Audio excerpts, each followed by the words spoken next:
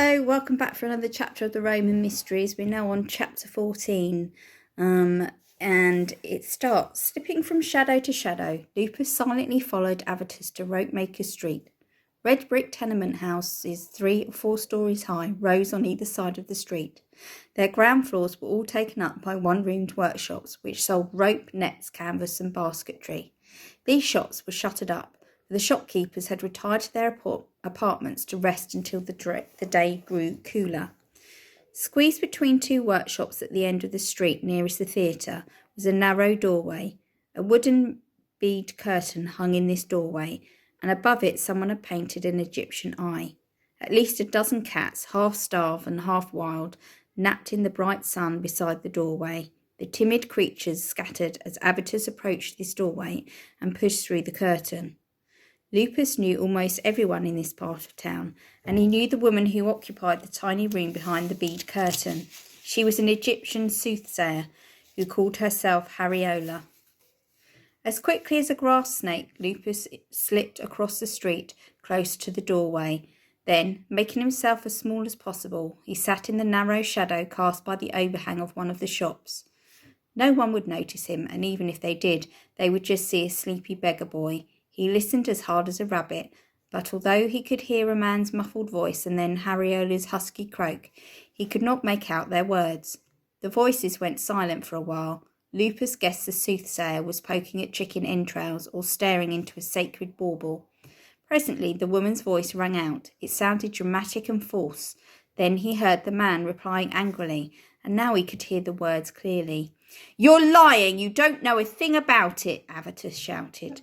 Abruptly, there was a clatter of beads as Avitus pushed through the curtain. A moment later, the wooden beads rattled again, and at the same time, the sickly sweet aroma of cheap musk filled Lupus' nostrils. The soothsayer had come out too. "Where's my money?" she hissed. "That's 3 sesterces you owe me." Lupus did not dare put his head around the wall to look. Then he heard Avitus' retreating footsteps and Hariola's rasping voice. "Unless you offer a sacrifice to the gods of Anubis, your daughter's spirit will never be at rest." There was a pause, and then he heard the woman shriek. "May the gods curse you!" She muttered something in a language he couldn't understand. As soon as he heard the bead curtain rattle again, Lupus quickly ran off to follow Avitus. After Avitus left the soothsayer, he went straight to a tavern. Lupus rounded the corner just in time to see him disappear through the door. It was an inn Lupus was familiar with, and he hesitated a moment before entering. The Medusa tavern smelled of sour wine and fish soup. As his eyes grew accustomed to the gloom, Lupus saw several drinkers slouched over trestle tables. Avitus stood at the bar, ready draining his first beaker. Lupus took an empty wine cup from one of the tables, sat cross-legged in the sawdust on the floor, and placed the cup in front of him. Then he hung his head to make himself look more pathetic. He didn't expect to receive any coins, but there were 3 coppers in this cup by the time Avitus moved unsteadily out of the dim tavern into the blazing heat of the afternoon. Lupus shadowed Avitus from one inn to the next, all the way to the docks. By the time Avitus' father staggered into an inn beside the mouth of the river Tiber, Lupus had made nearly 2 sesterces from begging. The grain and grape was a favourite of the soldiers stationed in Ostia. Their barracks were nearby. An entire cohort from Rome, 600 soldiers, patrolled the town at shifts.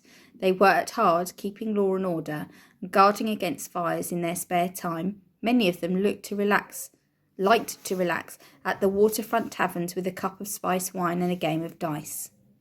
A group of off-duty soldiers were there now, gaming with a few civilians at a table overlooking the river harbour. Unlike the other inns Avitus had visited, the grain and grape was light and airy. Large open windows offered views of the Mediterranean on one side and the mouth of the Tiber on the other. The late afternoon breeze, which sailors called Venus' breath, had just started to rise off the sea. It brought a delicious coolness to the inn.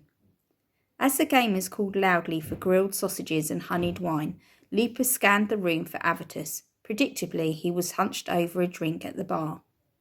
Hearing the clatter of dice and the laughter of the soldiers, Lupus judged they were in just the right mood to be generous. It would be a shame to miss this opportunity. Keeping his head down, the beggar boy approached the soldier's table and pitifully held out his empty cup. Most tossed a few small coins, and one civilian put in half a spiced sausage. Satisfied, Lupus sat on the floor in the sawdust. Avitus hadn't budged. He was still leaning on the bar, pouring wine from a flagon. It was his 9th or 10th drink in under 2 hours. Lupus emptied the coins into his cloth pouch and put the empty cup in front of him. He tossed in a coin. One always encouraged more, and munched the sausage carefully. He found himself thinking about the portrait of Avatar, the little girl who had died of a dog bite. He thought of the way the artist had added a tiny white dot to each of her eyes to make them sparkle. He wondered how the paint was made, and how painters were trained. And who were they? Greeks like the potters? Alexandrians like the glassmakers? Ephesians like the silversmiths? He was studying a fresco of Bacchus and Ceres on the opposite wall when a scuffle broke out at the end of the table nearest to him. A soldier and his young civilian gaming partner were arguing.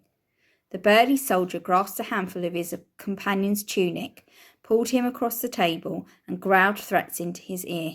The others laughed and ignored him, but Lupus saw what they did not, the soldier's dagger glinting beneath the table. Drops of red liquid spattered onto the sawdust. Lupus stiffened. Then he relaxed as he realised it was only wine. The big soldier had knocked over the civilian's wine cup. The young man pleaded with the soldier in an urgent whisper. Lupus pricked up his ears and leaned a little closer. "At the house of the sea captain Flavius Geminus," he heard the young man hiss. "I swear it, a vast treasure. I promise I'll have the money I owe you by tomorrow." A vast treasure?